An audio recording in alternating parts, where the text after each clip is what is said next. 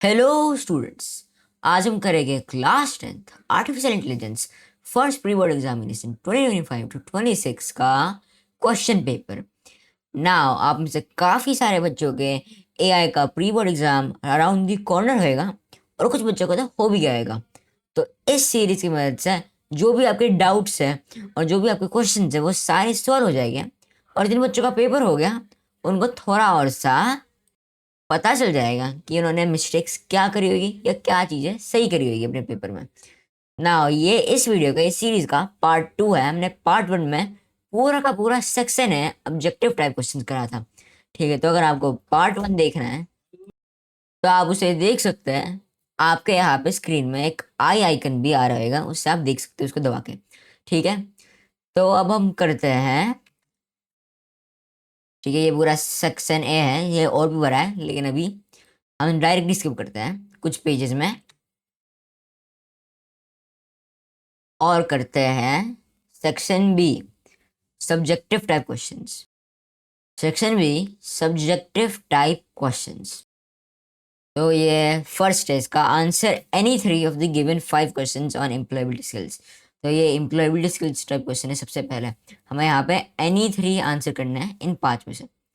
तो वापस से मैं जो क्वेश्चन दे रखे हैं, जितने बोल रखे हैं एनी थ्री बोल रखे हैं, तो हम एनी थ्री करेंगे।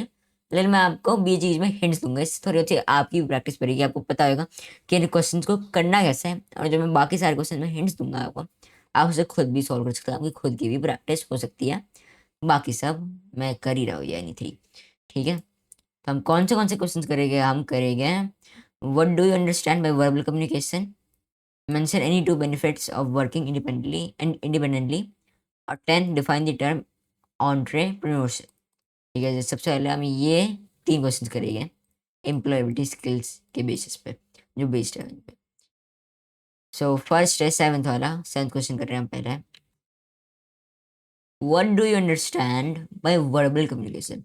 वेरी इजी क्वेश्चन है। इसमें पूछ रखा है कि जो वर्बल कम्युनिकेशन आपने पढ़ा होगा, डिफरेंट टाइप्स ऑफ कम्युनिकेशन होते हैं, non verbal communication, verbal communication. Verbal में आते हैं रिटन और स्पोकन कम्युनिकेशन। ठीक है, तो जो वर्बल कम्युनिकेशन है, मैं बताने की क्या चीज़ अंडरस्टैंड करते हैं एक तरह से। जो भी वर्बल कम्युनिकेशन में चीज़ है, जितनी भी चीज़ है उसमें, हमें वो सारी की सारी लिस्ट करते हैं, डिफाइन भी करना है वर्बल कम्युनिकेशन को, उसमें क्या क्या पार्ट्स होते हैं, ये सब कुछ। तो हम इस वाले क्वेश्चन का आंसर क्या लिखेंगे? हम लिखेंगे verbal communication refers to the process of communicating through the use of written or spoken words to convey thoughts, ideas, and emotions. It consists of both written and oral communication. तो ये इस वाले question का answer होगा। ये कितने marks का question था? ये था 2 मार्क्स का। तो हमने यहाँ पे एक तरह से 2 पॉइंट लिख दिए हैं। आप या तो पॉइंट की फॉर्म में लिख सकते हो या ऐसे एक पूरा सेंटेंस लिख सकते हो, मैटर नहीं करता। ये काफ़ी कम मार्क्स का क्वेश्चन है। तो सबसे पहले हमने डिफाइन कर दिया वर्बल कम्युनिकेशन क्या होता है। वो एक प्रोसेस है, वो रेफर करता है एक प्रोसेस ऑफ कम्युनिकेटिंग, एक तरीका कम्युनिकेशन करने का, जिससे आप रिटन लिखे हुए शब्द या बोले हुए शब्द, जैसे अभी है, अभी मैं बोले हुए शब्द कर रहा हूँ, मैं अभी वर्बल कम्युनिकेशन कर रहा हूँ आपके साथ। ठीक है, तो इट यूजेस आइदर रिटन और स्पोकन वर्ड्स, लिखे हुए या बोले गए शब्द, जिससे आप अपने थॉट्स, आइडियाज और इमोशंस को कन्वे कर सकते हो या बता सकते हो दूसरों को।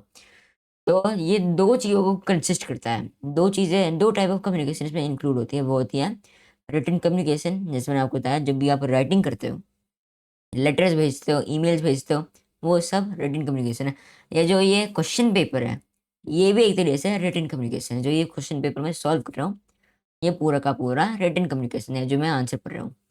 और जो ये है oral communication, it also consist of oral communication, जिससे आप बोल के बातें करते हो। मैं अभी ओरल कम्युनिकेशन कर रहा हूँ। ठीक है, ओरल कम्युनिकेशन।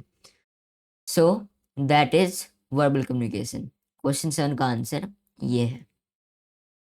फिर बाद में question number 8, mention any two benefits of working independently. हमें कोई 2 बेनिफिट्स बताने हैं इंडिपेंडेंट वर्क करना, ये इंडिपेंडेंटली वर्क करना। कौन से लोग वर्क करते हैं इंडिपेंडेंटली? ऑन्टरप्रेन्योर्स, कम से कम शुरुआत में। आने वाले समय जब उनका बिजनेस बड़ा हो जाता है, तब वो चाहे क्या बोलते हैं, दूसरों के साथ काम करते हैं, लेकिन शुरुआत में काफ़ी सारे जो ऑन्टरप्रेन्योर्स हैं वो इंडिपेंडेंटली काम करते हैं। ठीक है, अगर आप जॉब कर रहे हो, चाहे ऑन्टरप्रेन्योरशिप हो या बिजनेस, बिजनेस भी काफ़ी सारे बिजनेसेस इंडिपेंडेंटली शुरू होते हैं, फिर बाद में जैसे जैसे वो बड़े होते हैं और लोग ज्वाइन कर लेते हैं। लेकिन जो जॉब्स है, जो लोग जॉब कर रहे हैं वो इंडिपेंडेंटली वर्क नहीं कर सकते क्योंकि उनके ऊपर कोई बॉस होएगा ही होएगा। ठीक है। So mention any two benefits of working independently, मतलब कोई भी दो बेनिफिट्स, कोई भी दो फायदे बताने हैं और वर्किंग इंडिपेंडेंटली यानी कि वर्किंग अलोन, बिना किसी और के साथ। तो क्या बेनिफिट्स है वो? They are one, individuals feel more empowered and responsible for their work and their success and failures. Or two, it provides flexibility to choose and define working hours, mechanisms and other processes. तो ये to benefits हैं of working independently. सबसे पहले point का मतलब क्या है? सबसे पहले पॉइंट का मतलब ये है कि जो इंडिविजुअल्स हैं उनको रिस्पॉन्सिबिलिटी, अकाउंटेबिलिटी मिलती है उतने वर्क के लिए। ठीक है। और जो भी उनकी सक्सेस और फेलियर्स है वो उनके हाथों में है। जैसे कि अगर आप जॉब कर रहे हो और आप किसी और के साथ कर रहे हो तो आप थोड़ा सा ये वाले थिंकिंग प्रोसेस रख सकते हो कि मैंने तो सब कुछ सही करा था, उसने खराब कर दिया। लेकिन जब कोई इंसान इंडिपेंडेंटली वर्क करेगा तो फिर वो अपने काम, जो भी उसका सक्सेस होएगा, जो भी उसके फेलियर्स होएगा और जो भी उसका काम होएगा, वो उसके लिए रिस्पॉन्सिबल होएगा। और इसकी वजह से वो ज़्यादा एम्पावर्ड फील करेगा, वो ज़्यादा इनकरेज फील करेगा कि वो अपने काम को अच्छी तरीके से करे। ठीक है। फिर बाद में सेकेंड है, it provides flexibility to choose and define working hours, working mechanisms and other processes. इस वाले पॉइंट का मतलब ये है कि फ्लेक्सिबिलिटी का मतलब क्या है इस केस में? फ्लेक्सिबिलिटी का मतलब ये है कि आपके पास चॉइस है, आप कुछ चॉइस कर सकते हो। जैसे कि नॉर्मली अगर आप जॉब कर रहे हो तो जो भी बॉस बोलेगा, जो भी boss working hours, working days करेगा, कैसे काम करना है, क्या प्रोसेसेस फॉलो करना है, वो डिफाइन करेगा और आपको फॉलो करना पड़ेगा। आपकी कोई चॉइस नहीं होगी उस मैटर में।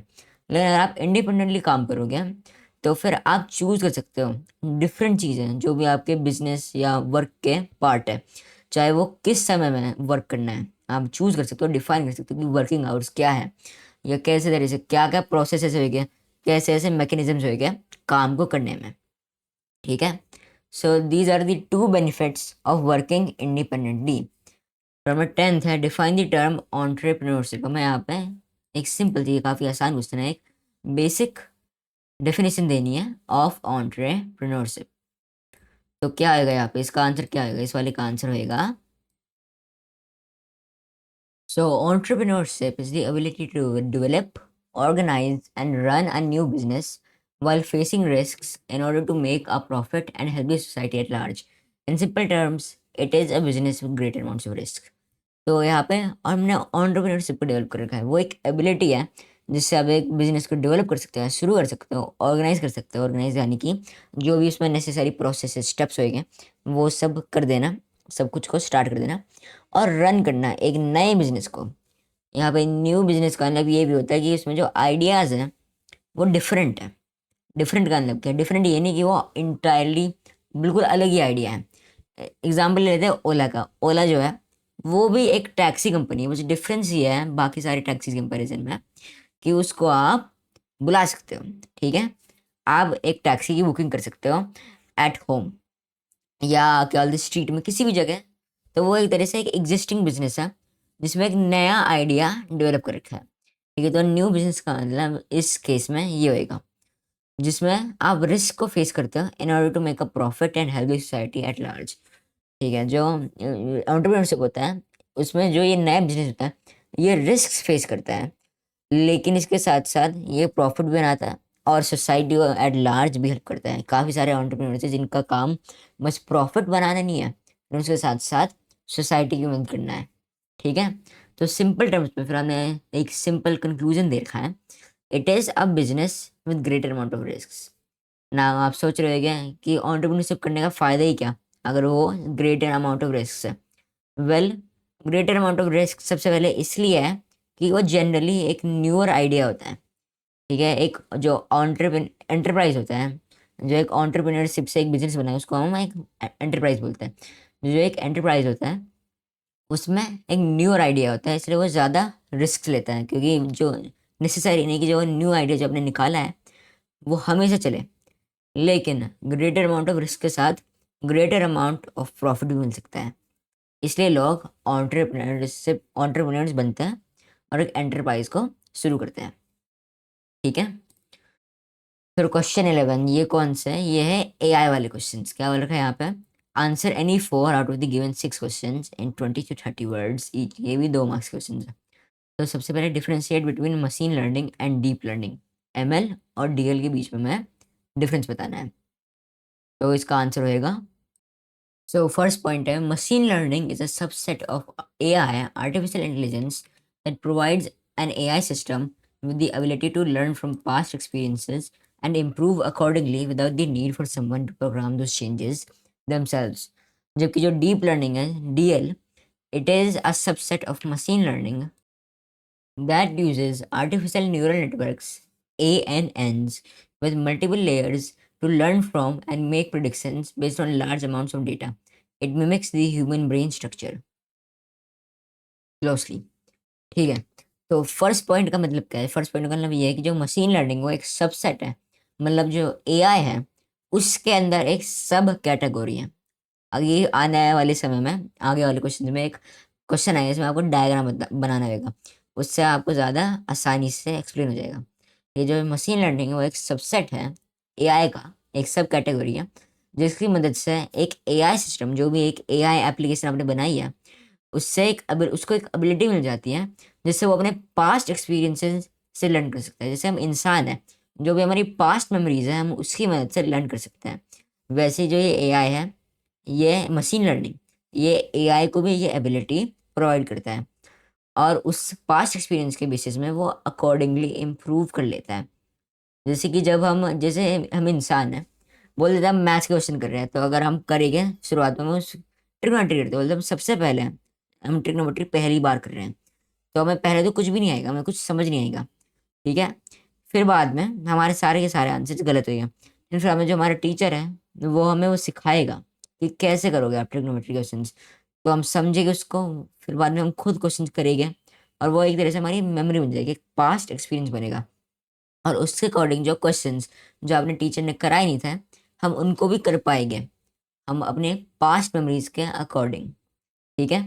वैसे ही जो एमएल है, मशीन लर्निंग, वो भी एआई को ऐसी एबिलिटी देता है जैसे वो अपने पास्ट एक्सपीरियंस से लर्न कर सके और इम्प्रूव कर सके। और जो ये इम्प्रूवमेंट होता है ये एआई अपने आप से करता है। किसी इंसान जो है उसको कोड करने की जरूरत नहीं, उसको प्रोग्राम करने की जरूरत नहीं उन चेंजेस को, वो अपने आप ऑटोमेटिकली इम्प्रूव करेगा अपने आप को, ठीक है। तो वो मशीन लर्निंग की एक तरह से मेन डिफरेंस है, मेन पॉइंट्स है मशीन लर्निंग के बारे में। क्योंकि जब हम डीप लर्निंग को देख लेते हैं, जो नीचे है यहाँ पे डीप लर्निंग, तो जो डीप लर्निंग है वो एक सबसेट है मशीन लर्निंग का। तो इसका मतलब क्या है? इसका मतलब जो मशीन लर्निंग है वो एक सब कैटेगरी है एआई की, और जो डीप लर्निंग है वो मशीन लर्निंग की भी एक सब कैटेगरी है, ठीक है। तो इसका मतलब डीप लर्निंग मशीन लर्निंग के ऊपर बेस्ड है और वो आर्टिफिशियल न्यूरल नेटवर्क्स को यूज़ करता है, एएनएन्स, जिनमें मल्टीपल लेयर्स होती है, बहुत सारी लेयर्स होती हैं, जिससे वो लर्न कर सकता है और प्रिडिक्शन बना सकता है based on large amounts of data. जो मशीन लर्निंग है उसको भी डेटा की ज़रूरत होती है और वो डेटा आता है उसके पास्ट एक्सपीरियंसेस के थ्रू। लेकिन जो डीप लर्निंग है उसको बहुत सारे डेटा की ज़रूरत यूज़ होती है, इसको क्या बोलते हैं हम? इसको बोलते हैं बिग डेटा, ठीक है। सो उसको बहुत सारे डेटा की ज़रूरत होती है ताकि वो उससे लर्न कर सकें और प्रिडिक्शन बना सकें। और जो ये डीप लर्निंग है, जो इसके आर्टिफिशियल न्यूरल नेटवर्क्स, ये मिमिक करते हैं या कॉपी करते हैं ह्यूमन ब्रेन स्ट्रक्चर, जो हमारे ब्रेन का स्ट्रक्चर है उसको क्लोजली कॉपी करते हैं डीप लर्निंग के आर्टिफिशियल न्यूरल नेटवर्क्स। फिर बाद में आ जाते हैं जो ये है एआई के क्वेश्चंस, 2 मार्क्स क्वेश्चन एआई के। चले आते हैं नेक्स्ट पेज में, 12th question, what are the primary differences between script bots and smart bots. हमें एक तो ये करेंगे, हमें एनी 4 करने थे, हमने एक कर लिया, अब हमें 3 और बचे हुए हैं, तो एक हम ये करेंगे। और साथ में मैं आपको एक हिंट दे देता हूँ, जैसे मैंने आपको बोला था इस वाले क्वेश्चन का, ताकि आपको थोड़ी मदद हो। ये वाला question number 9, Gurmeet has just bought a new computer for his office, suggest him any 2 points which he should keep in mind to prevent his computer from virus infection. तो काफ़ी सारे पॉइंट्स लिख सकते हो आप इसके लिए, जैसे कि he should not open any suspicious email attachments two, if he receives an email from a friend then he should confirm with them if they intended to send that email। क्योंकि कभी कभी यार ये भी होता है कि कुछ लोगों के ईमेल्स, कुछ लोगों का कंप्यूटर वो इन्फेक्ट हो जाता है वायरस से, और जो वायरस होता है वो अपने आप से ही बिना उस यूज़र की इनपुट से ईमेल्स को भेजने देता है दूसरों को विद अटैचमेंट, ताकि उनका भी कंप्यूटर इन्फेक्ट हो जाए। तो गुरमीत ये भी कर सकता है, ये 2 चीज़ें कर सकता है, या he can install antivirus software, ठीक है, and update that, he can install antivirus software, ये तीसरा पॉइंट हो सकता है। चौथा पॉइंट ये भी हो सकता है that he should keep his device up to date with all latest security updates. और फिफ्थ पॉइंट ये हो सकता है, he should not download any suspicious files from the internet and only use legitimate software, मतलब असली software. Piracy उसको नहीं करनी चाहिए। पायरेसी मतलब जो पेड सॉफ्टवेयर उसको फ्री में लेना, वो उसको नहीं करना चाहिए। तो आप कोई ये 5 पॉइंट सीख सकते हो। Do not open suspicious email attachments, two confirm with friend if he intended to send an email with an attachment. 3. Update download and update antivirus software. 4. Keep your computer updated with latest security updates. Or 5.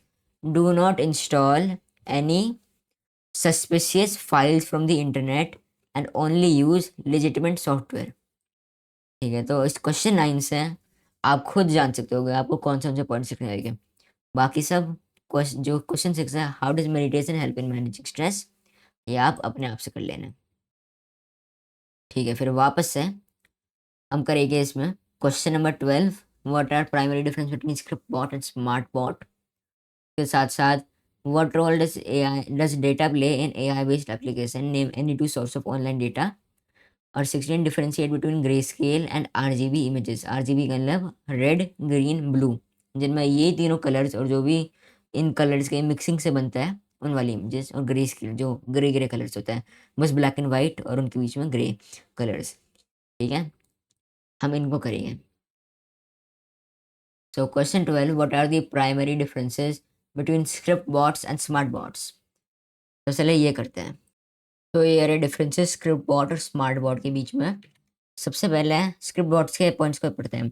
सबसे पहले script bot, a scripted chat bot doesn't carry even a glimpse of AI. इसका मतलब ये है कि जो भी chat bot, सबसे पहले मेन डेफिनेशन जान लेते हैं स्क्रिप्ट बॉट और स्मार्ट बॉट की।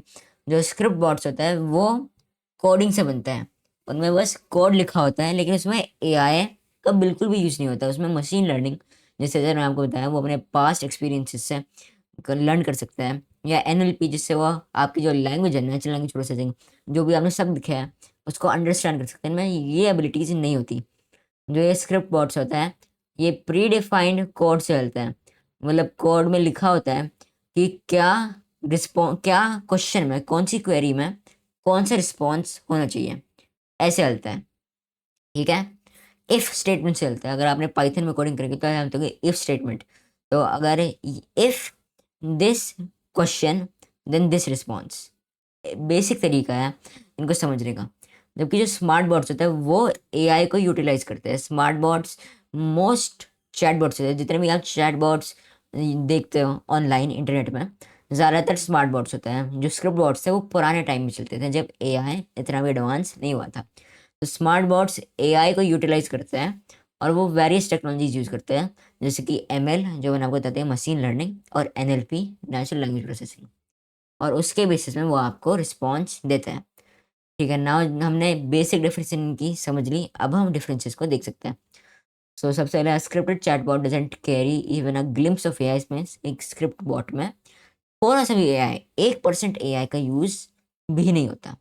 ठीक है, फिर उसके साथ साथ जो स्क्रिप्ट बॉट्स है वो इजी टू मेक है, उसमें एआई की यूज़ कुछ नहीं होता है, एआई का यूज़, उसमें बस प्रोग्रामिंग लैंग्वेज का यूज़ होता है। उसके साथ जो स्क्रिप्ट बॉट है उनकी फंक्शनिंग वेरी लिमिटेड है, क्योंकि वो लेस पावरफुल है। जो भी फंक्शंस हैं वो काफ़ी कम है, काफ़ी लिमिटिंग है, क्योंकि वो लेस पावरफुल है, as they do not use AI. ठीक है, वो एआई को यूज़ नहीं करते, इसलिए वो लेस पावरफुल है, और उसकी वजह से उसके फंक्शंस ज़्यादा कम हैं। और उसके साथ साथ जो स्क्रिप्ट बॉट्स होते हैं, they work around a script that is programmed into them. ये स्क्रिप्ट किसी भी लैंग्वेज से बन सकते हैं, जावा स्क्रिप्ट, पाइथन, वो उस स्क्रिप्ट के बेसिस में काम करते हैं। फिर इसके साथ साथ नो और little language processing skills. No और लिटिल लैंग्वेज प्रोसेसिंग स्किल्स का मतलब कि वो ज़्यादा आसानी से है, या तो जान ही नहीं सकते कि आप क्या लिख रहे हो। जैसे कुछ ऐसे भी चैटबॉट्स होते हैं जिनमें प्री डिफाइंड क्वेश्चंस होता है, एक बॉक्स बना होता है क्वेश्चंस का। ठीक है, और आपको उन बॉक्स से सिलेक्ट करना होता है, फिर ही वो रिस्पॉन्स दे पाता है। ये तो ये नो लैंग्वेज प्रोसेसिंग स्किल्स को बताता है कि आपको सिलेक्ट करना है कि वो आपके लैंग्वेज को जो भी आप लिखोगे वो अंडरस्टैंड कर ही नहीं सकता। और लिटिल लैंग्वेज प्रोसेसिंग स्किल्स का मतलब कि वो छोटा मोटा अंडरस्टैंड कर सकते हैं, ज़्यादा भी नहीं कर सकता। अगर आप ऐसी कोई क्वेश्चन पूछोगे, ऐसे कोई क्वेरी पूछोगे जो उसमें प्रोग्राम्ड नहीं है, तो उसका आंसर नहीं दे पाएगा। फिर हमें लिमिटेड फंक्शनैलिटी, ये मैंने आपको बता ही दिया था, वो एआई को यूज़ नहीं करते हैं, वो लेस पावरफुल है, जिससे उनकी फंक्शनैलिटी लिमिटेड है। और जो स्मार्ट बॉट्स है वो इसका बिल्कुल ऑपोजिट है। जो स्मार्ट बॉट्स है वो बिल्ट होता है ऑन एनएलपी और एमएल, मशीन लर्निंग।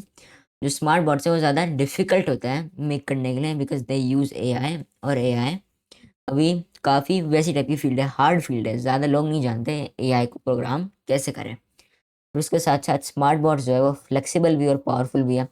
फ्लेक्सिबल मतलब जैसे भी आप चलाना चाहो, जैसे भी आप स्मार्ट बॉट्स को बनाना चाहो आप बना सकते हो, और वो पावरफुल भी होते हैं। स्मार्ट बॉट्स में बिगर डेटा बेसिस होते हैं, ठीक है। साथ साथ जो एनएलपी और मशीन लर्निंग स्किल्स हैं वो रिक्वायर्ड है स्मार्ट बोर्ड को बनाने के लिए। और फाइनली उनकी जो फंक्शनैलिटी होती है वो ज़्यादा वाइड होती है, ज़्यादा फंक्शंस होते हैं स्मार्ट बोर्ड्स के। तो ये सारे डिफरेंसेस थे इनके बीच। फिर बाद में हम जाते हैं इन वाले क्वेश्चन में, what role does data play in AI based applications. तो जो डेटा है उसका रोल क्या होता है एआई बेस्ड एप्लीकेशन में। हमें any two sources of online data भी, ऑनलाइन डेटा कलेक्शन भी बतानी है किसी भी एआई एप्लीकेशन को बिल्ड करने के लिए। तो इसका आंसर होएगा, so first point, data plays a crucial role in AI-based applications as it serves as the foundation for training machine learning models, refining algorithms, and making informed decisions. इसका मतलब क्या हुआ, जो डेटा है वो एक काफ़ी इम्पोर्टेंट रोल, बहुत इंपॉर्टेंट रोल प्ले करता है एआई बेस्ड एप्लीकेशन के लिए। अगर डेटा नहीं होता ना किसी भी एआई एप्लीकेशन में, कोई भी एआई एप्लीकेशन अगर डेटा नहीं होता तो वो एआई इसेंशियली ज़ीरो होता, वो यूजलेस होता। इतना इम्पोर्टेंट है डेटा। और क्यों, क्योंकि ये फाउंडेशन, इस जो सब कुछ है एआई से रिलेटेड वो डेटा की वजह से होता है, इसलिए फाउंडेशन सर्व करते हैं। जैसे एक बिल्डिंग की फाउंडेशन है उसको खड़ा रखती है, वैसे डेटा एक एआई को क्या बोलते हैं फंक्शनिंग फंक्शनिंग स्टेट में लाता है, कि जो वो एआई मॉडल है वो काम कर पाए, वो फंक्शन कर पाए। सिर्फ फाउंडेशन है एआई के लिए। क्यों, क्योंकि it is use for training machine learning models. Data की वजह से ही आप मशीन लर्निंग मॉडल्स को ट्रेन कर सकते हो, क्योंकि डिफरेंट टाइप्स ऑफ डेटा होते हैं। कुछ होते हैं ट्रेनिंग डेटा, जिससे आप देखोगे उस मशीन लर्निंग मॉडल को सिखाओगे कि क्या चीज़ कैसे आइडेंटिफाई करना है, जो भी आपका पर्पस है आपकी एआई एप्लीकेशन का, आप ट्रेनिंग डेटा से उस मशीन लर्निंग मॉडल को सिखाओगे। फिर टेस्टिंग डेटा से उस मशीन लर्निंग मॉडल की एबिलिटी को टेस्ट करोगे कि वो सही, जो पर्पस है आपका वो सही से कर पा रहा है या नहीं। फिर इसके साथ साथ रिफाइनिंग एल्गोरिदम्स भी करते हैं, और मेकिंग इन्फॉर्म्ड डिसीजंस। जो डेटा प्रेजेंट होएगा, जो डेटा एआई को मिलेगा उसके बेसिस में ही वो डिसीजंस को ले पाएगा। तो इसलिए डेटा एक इम्पॉर्टेंट रोल प्ले करता है एआई बेस्ड एप्लीकेशन के लिए। फिर नेक्स्ट पार्ट इस क्वेश्चन का, any two sources of online data collection. तो क्या क्या है वो, they are web scraping. Web scraping यानी कि जितनी भी वेबसाइट्स हैं उनमें से जो इन्फॉर्मेशन है, जितनी भी इन्फॉर्मेशन है वो सब कुछ कलेक्ट करना, ठीक है। जो वर्ल्ड वाइड वेब है उसमें बहुत सारी वेबसाइट्स होती हैं जिनमें बहुत सारी इन्फॉर्मेशन होती है that can serve as data for the AI, ठीक है। तो जो उस डेटा को कलेक्ट करेंगे आप उन वेबसाइट से, उसको बोलेंगे वेब स्क्रैपिंग। और उसके साथ साथ सर्वेज एंड क्विजेज ना, ऑल्दो काफ़ी सारे सर्वेज रियल वर्ल्ड में भी होते हैं, रियल लाइफ में भी होते हैं। बहुत सारे सर्वेज ऐसे भी हैं जो ऑनलाइन होते हैं वेबसाइट्स के थ्रू, ठीक है। जैसे कि कभी अगर आपसे पूछा जाएगा कि गूगल से पूछा जाएगा कि आप उनकी सर्विसेज को एंजॉय कर रहे हो या नहीं, या बोल देते हैं आप एक ऐसा एआई बना रहे हो, ठीक है, एक ऐसा एआई बना रहे हो जो आइडेंटिफाई करेगा कि किसी एक स्पेसिफिक टूरिस्ट स्पॉट में कौन से अच्छे होटल्स हैं, कौन से अच्छे रेस्टोरेंट्स हैं। तो जो गूगल मैप्स है वो काफ़ी बार आपको रिव्यू पूछता है, रिव्यू करने के लिए ये कहते हैं। तो वो भी एक बार सर्वे है, आप बता सकते हो आपका कैसा एक्सपीरियंस था उस होटल में या उस रेस्टोरेंट में। तो वो उस सब को देखेगा और उस सारे डेटा के बेसिस में दिखाएगा जो भी यूजर्स होंगे कि कौन सी जगह में क्या क्या अच्छे होटल, कौन कौन से अच्छे अच्छे रेस्टोरेंट्स है। तो ये एक तरीके से एक एप्लीकेशन होगी एआई की। और ये कैसे हुई? ये हुई सर्वेज की वजह से, और सर्वेज के साथ साथ आते हैं क्विजेस। ठीक है, ये दोनों काफ़ी सिमिलर टर्म्स हैं, डिफरेंसेस भी है इनमें, लेकिन ये एक तरह से सेम फंक्शन परफॉर्म करते हैं, सर्वेज और क्विजेस। तो इन टू सोर्सेज से आप एआई के लिए डेटा को कलेक्ट कर सकते हो। तो मैं नेक्स्ट क्वेश्चन है, नेक्स्ट क्वेश्चन है, differentiate between grey scale and RGB images. जैसे मैंने आपको बताया, आरजीबी यानी कि red green blue images, red green blue, जो इन कलर से बनती है, और इन कलर्स के जो भी मिक्सचर से और रंग बनते हैं उनसे बनती है। और ग्रे स्केल यानी कि ब्लैक एंड वाइट, और जो उनके बीच में शेड्स ऑफ ग्रे होते हैं, ये होती है ग्रे स्केल इमेज, और वो होती है आरजीबी इमेजेस। तो हमें इनके बीच में डिफरेंसेस बताने हैं। So differences are first point, colored pixels are RGB, meaning they have three pieces of information associated with them, namely the red, green, and blue channels. Grayscale pixels have only one component, a gray tone derived from a graduate scale from black to white. On the second point, colored pixel is generally 24 bits, and a gray pixel is just 8 bit. So first point में जो colour pixels हैं वो RGB होता है, यानी कि उनमें तीन पीसेस ऑफ इंफॉर्मेशन, तीन चीज़ें हैं जो उनसे एसोसिएटेड होती है। ठीक है, वो है red, green and blue channels. Channels यानी कि कंपोनेंट्स, और जो ये रेड, ग्रीन, ब्लू है ये कलर्स हैं। तो ये तीन कलर्स जो है वो कलर्ड पिक्सल्स, जो आरजीबी पिक्सल्स होते हैं, याद रखना, जो भी आरजीबी इमेजेस होती हैं वो आरजीबी पिक्सल के साथ बनती हैं, और जो ग्रे स्केल इमेजेस होती हैं वो ग्रे स्केल पिक्सल के साथ बनती है। ये एक इंपॉर्टेंट चीज़ है जानने के लिए। तो जो आरजीबी इमेजेस होती हैं वो आरजीबी पिक्सल में बनती हैं, जिसका मतलब उन पिक्सल्स के तीन कंपोनेंट्स होते हैं, रेड, ग्रीन और ब्लू। ठीक है, जबकि जो ग्रे स्केल पिक्सल्स होते हैं उनमें बस एक ही कंपोनेंट होता है, वो होते हैं एक ग्रे टोन। आप जानते हो ग्रे का मतलब क्या होता है? ग्रे मतलब एक कलर जो ब्लैक एंड वाइट के बीच में होता है। तो जो ग्रे टोन है वो डिराइव किससे होती है? Graduate scale. ग्रेजुएट स्केल मतलब बढ़ता जाएगा, ब्लैक से वाइट होता जाएगा। तो एक ग्रेजुएट स्केल से डिराइव होती है ग्रे टोन, और वो शुरू होती है ब्लैक से और जाती है वाइट तक। ठीक है, तो ये फर्स्ट पॉइंट है। फिर बाद में सेकेंड है, जो कलर्ड पिक्सल्स होते हैं वो होते हैं 24 बिट्स, और जो ग्रे पिक्सल्स होते हैं वो होते हैं 8 बिट्स। ना ये बिट्स सिखाना थोड़ा मुश्किल है अभी के लिए, तो अगर आपको और जानना है तो आप गूगल सर्च कर सकते हो, लेकिन ये ज़्यादा रेलिवेंट नहीं है। बस इतना जानना होगा कि कलर्ड पिक्सल्स 24 बिट्स होते हैं, और ग्रे पिक्सल्स 8 बिट्स होते हैं। ग्रे पिक्सल्स नहीं, ग्रे स्केल पिक्सल्स। ठीक है, बाद में अब हम जाते हैं इन वाले क्वेश्चन में, लॉन्ग आंसर क्वेश्चन, आप ये इनको लॉन्ग आंसर क्वेश्चन मान सकते हो। ये है 4 मार्क्स ईच, और आपको बस 3 करना है। तो फर्स्ट क्वेश्चन है, मिस्टर मिसेस सोजी, मिस्टर नहीं, Mrs sooji is a beginner in the field of artificial intelligence. She got confused among the core terms like artificial intelligence, जिसकी शॉर्ट फॉर्म है एआई, मशीन लर्निंग एमएल, और deep learning DL. Many a few times these terms are used interchangeably but they are the same. Interchangeably का मतलब कि कोई भी use कर दे नहीं, आप इंटेंड करते हो कि इन सब का मतलब सेम है। जैसे काफ़ी सारे लोग हैं वो आर्टिफिशियल इंटेलिजेंस, मशीन लर्निंग और डीप लर्निंग को सेम मान लेते हैं, इसलिए वो यूज़ करते रहते हैं उन टर्म्स को इंटरचेंजेबली। लेकिन क्वेश्चन ये पूछ रहा है कि वो सच में सेम होता है, ये पूछा गया है। तो आपको अपने आंसर को जस्टिफाई करना है, और साथ में हेल्प करना है मिसेस सोजी को अंडरस्टैंड करने में, by drawing a well labelled diagram to depict the interconnection of these three fields. Now जैसे मैंने आपको पहले बताया था, हम एक डायग्राम ड्रॉ करेंगे ताकि आप ज़्यादा आसानी से जान सको, और वो डायग्राम ड्रॉ करने का समय अब आ चुका है। लेकिन इससे पहले मैं आपको एक क्वेश्चन में और हेल्प देता हूँ, थोड़ा हिंट देता हूँ। इस वाले क्वेश्चन में, question number 14, or for a healthcare organization's objective of predicting disease outbreaks and efficiently allocating resources through the analysis of medical records, would you recommend using supervised learning or unsupervised learning as the preferred machine learning approach? Explain your choice briefly.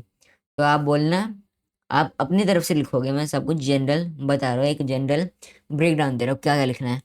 तो सबसे पहले आप बोलना, I would recommend, आप लिखना, I would recommend using supervise learning for this task. फिर हमें reasons क्या क्या है सुपरवाइज लर्निंग को यूज़ करने के। It is the ability of training data, the ability of training data नहीं,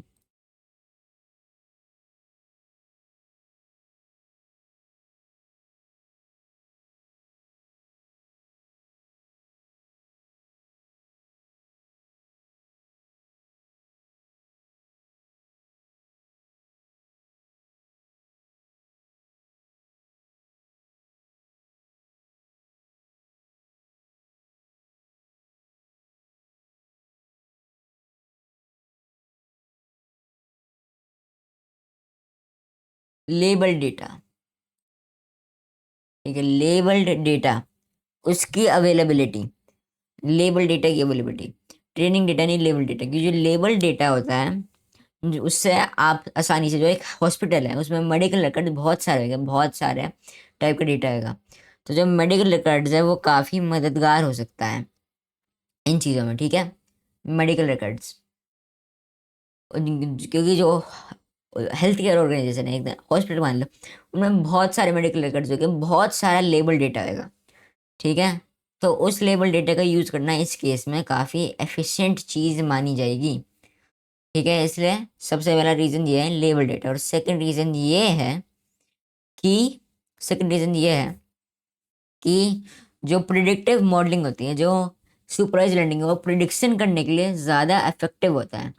और इस केस में इस हेल्थ केयर ऑर्गेनाइजेशन का ऑब्जेक्टिव क्या है? Predicting disease outbreaks and efficiently allocating resources, analysis of medical records के थ्रू। तो जो प्रिडिक्टिव डेटा है, प्रिडिक्टिव मॉडलिंग, इसकी मदद से जो ये सुपरवाइज लर्निंग है बिल्कुल परफेक्ट होएगा इस जॉब के लिए। तो ये प्रिडिक्ट कर पाएगा कि अगर ये है, अगर इस पेशेंट का ये इन्फॉर्मेशन है या इस जगह ये ट्रेंड चल रहे हैं डिजीज के रिगार्डिंग, तो प्रेडिक्ट कर पाएगा नेक्स्ट डिजीज आउटब्रेक कब आएगा, ठीक है। तो इन रीजंस की वजह से उनको सुपरवाइज लर्निंग यूज़ करनी चाहिए ना। अब हम लॉन्ग आंसर क्वेश्चन को जो मैंने आपको बोले थे हम उसको नेक्स्ट पार्ट में करेंगे, लेकिन मैं सारे के सारे करूँगा।